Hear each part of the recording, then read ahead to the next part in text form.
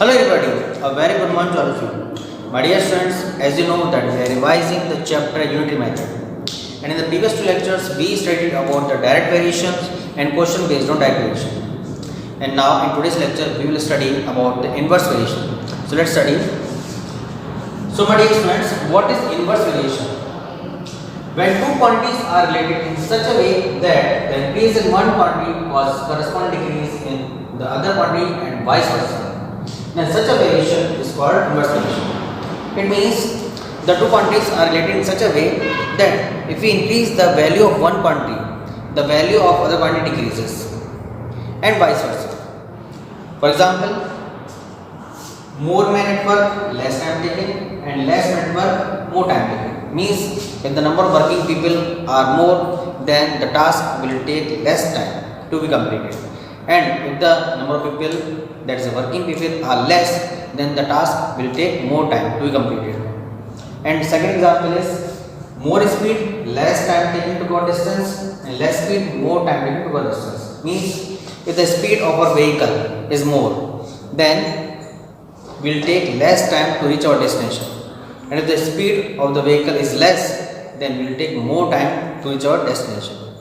Let's understand this by an example.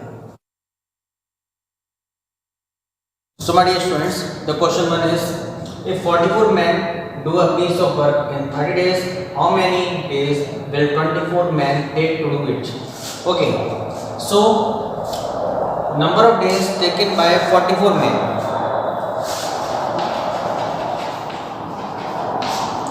44 men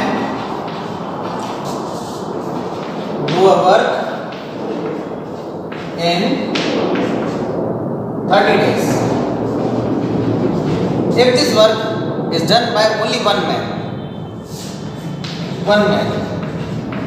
then he will take 44 into 30, that is 1320 days. Okay. So, how many days will 24 men take? 24 men will take 1320 divided by 24. On dividing, we get 55. So, 24 men will take 55 days to do the same work. Now, question number 2 is 85 students in the camp consume the food stopped in 60 days. How many days 50 students will take to consume that same food? So, this is also a situation of inverse variation. Solution. Now, 85 students in the camp consume the food stopped in the 60 days. So, 85 students consume the food in 60 days. If there is only one student, so one student will consume the food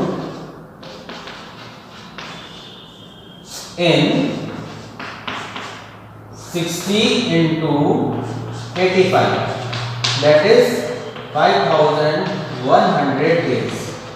If alone one student is there, then he will take 5100 days to consume that food stock. Now, if there are 50 students, then how many days will take? So, if there are 50 students, then number of days taken to consume food will be 5100 divided by 50. So dividing 5150, we get 102. So answer is 102 days. So my dear students, I am sure that you understood both these two questions based on the inverse variation. Thank you very much.